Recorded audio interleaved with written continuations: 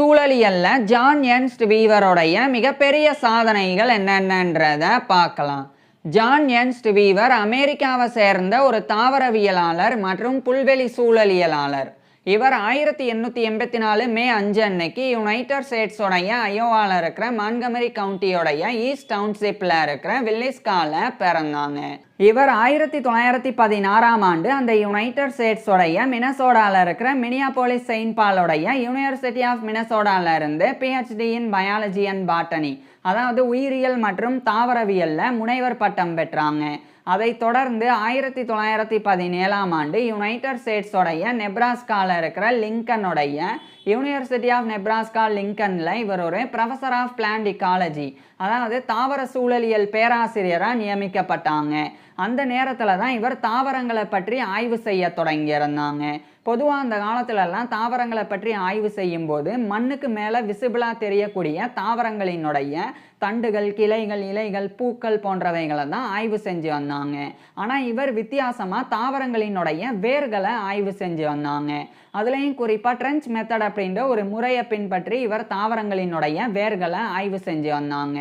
Trench method அப்படின்னா, இப்போ ஒரு தாவரம் இருக்குன்னா அந்த தாவரத்தினுடைய வேர்கள் எப்படி மண்ணுக்குள்ளே ஊடுருவி போயிருக்கு அப்படின்றத தெரிஞ்சுக்கிறதுக்காக அந்த தாவரத்துக்கு பக்கத்திலேயே குழி தோண்டி அந்த குழிக்குள்ளே இறங்கி ஒரு ஊசி அதே மாதிரி பிரஷ் போன்றவைகளை பயன்படுத்தி அங்கே இருக்கக்கூடிய மண்ணை கொஞ்சம் கொஞ்சமாக அகற்றி அந்த தாவரமானது மண்ணுக்குள்ளே எப்படி வேர் ஊன்றி போயிருக்கு அப்படின்றத தெரிஞ்சுக்கிறதுக்கு பின்பற்றக்கூடிய முறை தான் இந்த ட்ரென்ச் மெத்தட் அப்படின்றது.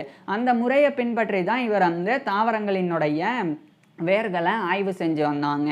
குறிப்பாக இவர் வந்து நார்த் அமெரிக்காவுடைய கிரேட் பிளேன்ஸ் பகுதிக்கு போய் அங்கே இருக்கக்கூடிய புல்வெளிகளில் இதே மாதிரியான ஆய்வுகளை மேற்கொண்டாங்க. அதாவது புற்களினுடைய இந்த வேர்களெல்லாம் எப்படி படர்ந்துருக்கு, எப்படி உள்ள ஊடுருவி இருக்குது அப்படின்றதெல்லாம் இவர் ஆய்வு செஞ்சு வந்தாங்க. அங்கிருந்த புற்கள் எல்லாமே வந்து காட்டு புற்கள் மாதிரி பெருசாக இருக்கும், அதாவது ஒரு ஆள் உயரத்துக்கு இருக்கும், அந்தளவுக்கு பெரிய பெரிய புற்கள். ஸோ அந்த புற்களினுடைய வேர்களை இவர் வந்து உள்ளே போய் ஆய்வு செஞ்சு வந்தாங்க. ஆய்வு செஞ்சது மட்டும் இல்லாமல் ஸ்கேல் டிராயிங் பண்ண ஆரம்பிக்கிறாங்க. ஸ்கேல் டிராயிங் அப்படின்னா, இப்போ உதாரணத்துக்கு ஒரு பெரிய ஒரு மரம் இருக்குது. இப்போ அந்த மரத்தில் ஒரு பெரிய கிளை இருக்குது. அந்த கிளை வந்து ஒரு கிட்டத்தட்ட 20 அடி அப்படின்னு எடுத்துக்குவோம். இப்போ அந்த 20 அடியை இப்போ ஓவியமாக வரையும் போது 20 அடி பேப்பரில் 20 அடி நீளத்துக்கு வரைய முடியாது. அதுக்கு மாறாக அந்த 20 அடி கிளையை வந்து ஒரு 20 இன்ச் அப்படின்னு எடுத்துப்பாங்க. அப்போ ஒரு அடிக்கு 1 இன்ச் அப்படின்னு எடுத்துக்கிட்டு அந்த கிளையை 20 இன்ச்சுக்கு வரைவாங்க. அதுக்கப்புறம் இப்போ அந்த ஒரு தாவரத்தினுடைய தண்டு அது வந்து ஒரு 30 அடி உயரம் அப்படின்னா அப்போ 30 இன்ச்சுக்கு வந்து வரைவாங்க. ஸோ இப்படி பண்ணுறதன் மூலமாக எக்ஸாக்டாக அந்த தாவரத்தினுடைய ஸ்ட்ரக்சர் எப்படி இருக்குது அப்படின்றத வரைபடம் மூலமாக தெரிஞ்சுக்க முடியும். அந்த மாதிரி இவர் ஸ்கேல் டிராயிங் பண்ணி தாவரங்களினுடைய குறிப்பாக புற்களினுடைய வேர்கள் வந்து எப்படி மண்ணுக்குள்ளே போயிருக்கு அப்படின்றத ஆய்வு செஞ்சு அதை ஓவியமாக வரைஞ்சும் வந்தாங்க. இது மிகப்பெரிய ஒரு விஷயம். ஏன்னா மேலோட்டமாக இப்போ புற்களை ஆய்வு செய்யலாம், அல்லது புற்களை அப்படியே பிடுங்கி வேர்கள் எப்படி இருக்குது அப்படின்னு ஆய்வு செஞ்சிருக்கலாம். ஆனால் இவர் அப்படிலாம் பண்ணாமல் நேரடியாக அந்த ட்ரென்ச் மெத்தட் முறையில் மண்ணில் குழி தோண்டி அந்த புற்களினுடைய அந்த இதெல்லாம் எப்படி இருக்குது வேர்கள் எல்லாம் அப்படின்றத பார்த்து ரொம்ப நுணுக்கமாக வரையவும் செஞ்சாங்க. இவர் ஸ்கேல் டிராயிங் பண்ணது மட்டும் இல்லாமல் பெரிய பெரிய டிராயிங்கும் பண்ணாங்க. அதாவது பெருசாக ரோல் பேப்பரை எடுத்து அதை வந்து பெருசாக வந்து ஒன்றுக்கு ஒன்று ஒட்டி பெருசாக்கி அதுக்கப்புறம் இப்போ 1 அடி வேர் இருக்குன்னா அந்த 1 அடிக்கு வேரை வந்து அப்படியே வரைவாங்க. ஸோ அந்த மாதிரிலாம் பண்ணாங்க. ஸோ இப்படி பண்ணுறதன் மூலமாக இவர் ஒரு முக்கியமான விஷயத்தை கண்டறிஞ்சாங்க. என்னென்னா, பொதுவாக இப்போ ஒரு மரமோ ஒரு செடியோ கொடியோ புல்லோ இருக்குது அப்படின்னா அதனுடைய மேலே இருக்கக்கூடியதை விட கீழே இருக்கக்கூடிய மாஸ் வந்து பயோமாஸ் வந்து அதிகமாக இருக்குது அப்படின்றத இவர் கண்டறிகிறாங்க. அதாவது இப்போ உதாரணத்துக்கு ஒரு புற்கள் வந்து ஒரு இடத்துல இருக்குது.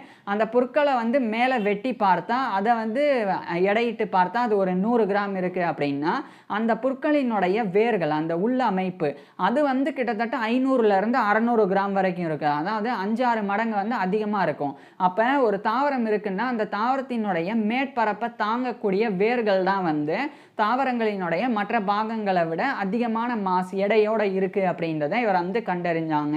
இது வந்து ஒரு மிகப்பெரிய ஒரு விஷயமா இருந்தது. இதெல்லாத்தையும் கண்டறிஞ்சு 1919ஆம் ஆண்டு இவர் வந்து இத ஒரு புக்காவே வந்து எழுத ஆரம்பிக்கிறாங்க.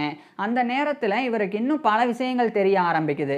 புற்கள் தான் வந்து புற்களினுடைய வேர்கள் தான் வந்து கீழ இருக்கக்கூடிய மண்ண வந்து இறுகி புடிச்சுக்குது அப்படின்றத வந்து தெரிஞ்சுக்கிறாங்க. ஸோ அப்படி அந்த வேர்கள் வந்து இறுகி புடிச்சிருக்கிறனால தான் வேகமா காத்தடிச்சாலும் புற்கள் வந்து புடுங்கிட்டு போக மாட்டேங்குது அப்படின்ற அந்த ஒரு விஷயத்தை அவர் வந்து கண்டறிகிறாங்க. அது புற்களை மட்டும் இல்லாம மற்ற தாவரங்களையும் இவர் இதே மாதிரி பார்த்தாங்க. ஸோ எல்லாமே வந்து அந்த வேர்கள் வந்து ரொம்ப ஊடுருவி போய் மண்ணை பலமா பிடிச்சிருக்கு அப்படின்றத இவர் வந்து கண்டறிஞ்சு அதையும் சொன்னாங்க. அதுக்கப்புறம் இது எல்லாத்தையும் எழுதி 1919ஆம் ஆண்டு த இக்கலாஜிக்கல் ரிலேஷன்ஸ் ஆஃப் ரூட்ஸ் அப்படின்ற டைட்டிலில் அதை ஒரு ஒர்க்கா எழுதி வெளியிட்டாங்க. அதுக்கப்புறமா இவர் வந்து பிளான்ட் இக்காலஜி அப்படின்ற தாவர சூழலியல்ல ஆய்வை தொடங்கினாங்க. தாவர சூழலியல் அப்படின்னா இப்போ தாவரத்தை பற்றி மட்டும் படித்தா அது பாட்டனி தாவரவியல். அதுவே தாவரம் சார்ந்து இருக்கக்கூடிய சூழல், உதாரணத்துக்கு மண், நீர், அங்கே இருக்கக்கூடிய காற்றின் வேகம், அதுக்கப்புறமா வந்து அந்த வெப்பநிலை, இது எல்லாத்தையும் அடிப்படையாக வச்சு படிக்கிறது தான் பிளான்ட் இக்காலஜின்ற தாவர சூழலியல். அதில் இவர் வந்து கவனம் செலுத்த ஆரம்பிக்கிறாங்க. அப்போ இவர் வந்து பாட புத்தகமாக ஒன்று உருவாக்கணும் அப்படின்னு சொல்லி இவரும் ஃப்ரெட்ரிக் எட்வர்ட் கிளமென்ஸ் அப்படின்ற அமெரிக்காவை சேர்ந்த ஒரு தாவர சூழலியலாளரும் இணைஞ்சு 1929ஆம் ஆண்டு பிளான்ட் இக்காலஜி அப்படின்ற டைட்டிலில் ஒரு புக்கை வெளியிட்டாங்க. இது வந்து ரொம்ப ரொம்ப இன்ஃப்ளூயன்ஷியலான ஒரு புக்காக இருந்தது. ஏன்னா இதில் இவங்க பல்வேறு விஷயங்களை தெரிவிச்சிருந்தாங்க. தாவரங்கள் எப்படி வந்து மண்ணில் ஊண்டி நிற்குது, ஒரு குறிப்பிட்ட இடங்கள்ல எதனால் குறிப்பிட்ட வகையான தாவரங்கள் இருக்குது, அதெல்லாம் விளக்கி இருந்தாங்க. உதாரணத்துக்கு பாலைவனங்களில் கள்ளிச்செடி போன்ற தாவரங்கள் தான் இருக்கும். அதுவே வந்து குளிர் பிரதேசங்களில் ஊசி இலை மரங்கள் போன்ற தாவரங்கள் இருக்கும். இதெல்லாம் அங்கங்கே இப்படி ஒவ்வொரு விதமாக இருக்கிறதுக்கு என்ன காரணம் அப்படின்றதெல்லாம் விளக்கி இருந்தாங்க. உதாரணத்துக்கு இந்த பாலைவனங்களில் வாழக்கூடிய தாவரங்கள் வந்து அங்கு வாழக்கூடிய தன்மையை கொண்டு இருக்கு. அதுக்கு அதிகப்படியான வெப்பம் அது வந்து ஏற்றுக்கிட்டு அதை வந்து தாங்கும், அங்கே இருக்கக்கூடிய மணலை வந்து தாங்கும். ஸோ அதனால் அது அங்கே வந்து வளர்ந்துருக்கு. இதுவே வந்து இந்த குளிர் பிரதேசங்களில் வளரக்கூடிய தாவரங்களுக்கு அவ்வளோ குளிர் தேவை, அதனால அங்கே அது அப்படி வளருது. ஸோ இந்த மாதிரி அந்த பிளான்ட் இக்காலஜி அப்படின்ற புக்கில் பல விஷயங்களை அவர் தெரிவித்து எழுதியிருந்தாங்க. இந்த நிலையில தான் 1930களில் நார்த் அமெரிக்காவில் கிரேட் ட்ரவுட் ஆனது தொடங்கியது. கிரேட் ட்ரவுட் அப்படின்னா வறட்சி, மிகப்பெரிய அளவில் வறட்சி வந்து வருது, மழையே பெய்யாமல் போக ஆரம்பிக்குது. அது பல ஆண்டுகள் அப்படியே வந்து நீடிக்க ஆரம்பிக்குது. குறிப்பாக நார்த் அமெரிக்காவுடைய பல்வேறு மாகாணங்கள், கேன்சஸ், ஓக்லஹோமா, டெக்கோட்டா, இது போன்ற மாகாணங்கள் எல்லாம் ரொம்ப பாதிக்கப்படுது. அந்த நேரத்தில் விவசாயம் பண்ண முடியல, மக்கள் அங்கே வாழ முடியாமல் போகுது. ஏன்னா மண் வந்து வறண்டு போக போக அது வந்து தூசி துகள்களாக மாறி பவுடர் மாதிரி அப்படியே காற்றுல வந்து பறக்க ஆரம்பிக்குது. ஸோ பகல்லே வந்து இருள் சூழ்ந்த மாதிரி அந்த நிலப்பரப்பே வந்து மாற ஆரம்பிக்குது. கொஞ்சம் கொஞ்சமாக அங்கே இருக்கக்கூடிய தாவரங்கள் எல்லாம் வந்து அழிய ஆரம்பிக்குது. இதெல்லாம் வந்து நடந்துகிட்டே இருந்தது. அப்போ ஜான் எர்ன்ஸ்ட் வீவர் வந்து அந்த பகுதிக்கு போய் அந்த நிலையை ஆய்வு செய்ய ஆரம்பிக்கிறாங்க. எதனால இந்த வறட்சியின் போது தாவரங்கள் வந்து அழிஞ்சு போகுது, அதே நேரத்தில் சில தாவரங்கள் வந்து புதுசாக முளைச்சி வந்தது அந்த வறட்சியின் போது. அதுவே இன்னும் சில தாவரங்கள் வந்து அழிஞ்சு போனாலும் மண்ணுக்குள்ள அதனுடைய வேர்கள் அப்படியே ஊண்டி இருந்தது. ஸோ இதெல்லாம் இவர் வந்து தொடர்ச்சியாக வந்து ஆய்வு செஞ்சு கவனித்து வந்தாங்க. அப்போ இந்த டஸ்ட் பவுல், நான் ஏற்கனவே சொன்ன மாதிரி அந்த மணல் துகள்கள் எல்லாம் பயங்கரமாக காற்றுல பரவி இருள் சூழ வச்சது. ஸோ அப்பேற்பட்ட நிலையில் கூட இவர் வந்து ஆய்வு செஞ்சாங்க. அப்போ 2 விஷயங்களை இவர் வந்து கண்டறிஞ்சாங்க. ஒன்று வந்து பிளான்ட் சக்சஷன் அப்படின்னா என்னென்னா, இப்போ ஒரு குறிப்பிட்ட தாவரம் வந்து ஒரு குறிப்பிட்ட இடத்துல வளருது. இப்போ அந்த சூழலே மாறும்போது அந்த சூழலுக்கு ஏற்ற தன்மை அந்த தாவரத்துக்கு இருக்காது. அதனால் அந்த தாவரம் வந்து கொஞ்சம் கொஞ்சமாக அழியும். ஆனால் அழியும் போது சூழல் மாறிட்டனால அந்த மாறின சூழலுக்கு ஏற்ற தாவரங்கள் அடுத்து வளர ஆரம்பிக்கும். உதாரணத்துக்கு இப்போ ஒரு இடம் வந்து பெரிய அளவில் ஒரு பனி பிரதேசமாக இருக்குது அப்படின்னு வச்சுக்குவோம். அப்போ அந்த இடத்துல வந்து அதுக்கேற்ற தாவரங்கள் வந்து வளர்ந்துக்கிட்டே இருக்கும். இப்போ அந்த இடம் மாற மாற பனியெல்லாம் உருகி கொஞ்சம் கொஞ்சமாக வெப்பநிலை வந்து அது வந்து ஒரு சாதாரண நிலப்பரப்பாக மாறும்போது சாதாரணமாக இருக்கக்கூடிய வேப்ப மரம், தென்னை மரம் போன்ற மரங்கள் எல்லாம் கொஞ்சம் கொஞ்சமாக வளர ஆரம்பிக்கும். அதுக்கப்புறம் தண்ணியே இல்லாமல் வறட்சிக்கு உள்ளாகும் போது கொஞ்சம் கொஞ்சமாக அந்த மரங்கள் எல்லாம் அழிஞ்சு பாலைவனத்தில் இருக்கக்கூடிய கள்ளிச்செடி போன்ற தாவரங்கள் வளரும். ஸோ இதுதான் பிளான்ட் சக்சஷன் அப்படின்றது.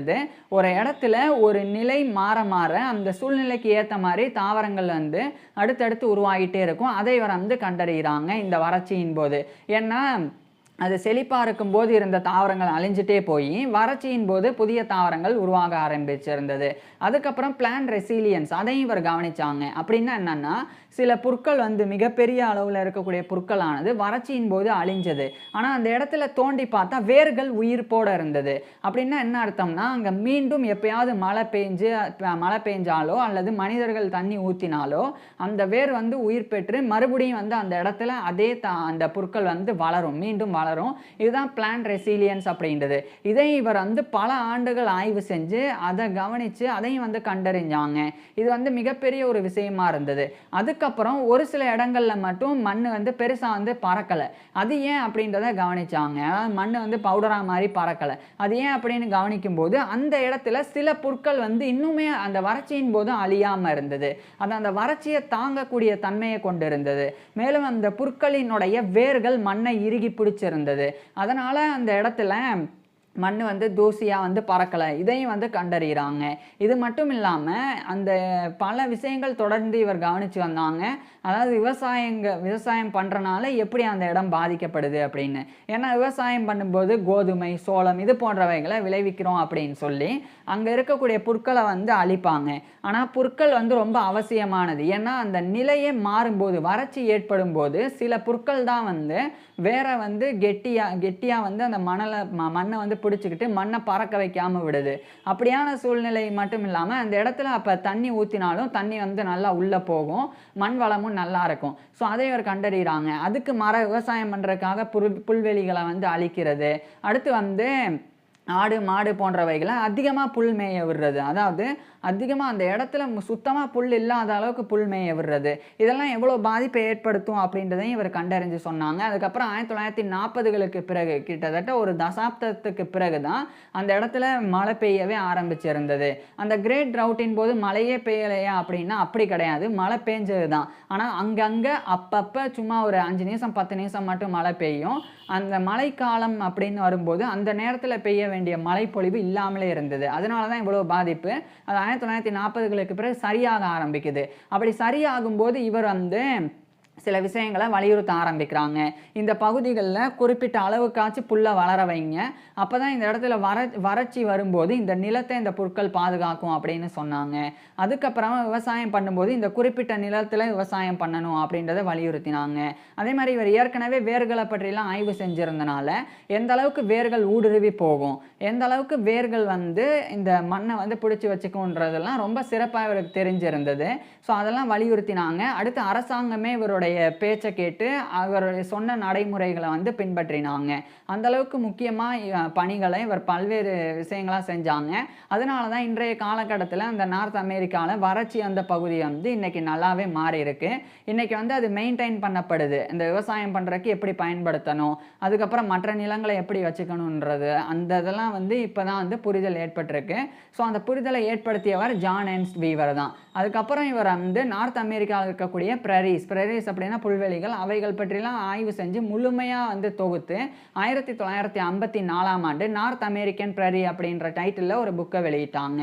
அதுக்கப்புறமா அந்த புக்கு வந்து மிகப்பெரிய அளவில் நார்த் அமெரிக்காவில் எந்த மாதிரியான பொருட்கள் எல்லாம் இருக்கும் அதெல்லாம் தெரிஞ்சுக்கிறதுக்கு இது அடிப்படையாக இருந்தது. அதாவது எந்த பொருட்களுக்கு எவ்வளோ நீர் தேவை அதெல்லாம் குவான்டிடேட்டிவ் ரீதியாக எழுதியிருந்தாங்க. அதனால் வரைக்கும் வந்து நான் இந்த வேறு ஏற்கனவே வெளியிட்ட அந்த பிளான்ட் இக்காலஜி அதுலேயும் இதை தெரிவிச்சிருந்தாங்க.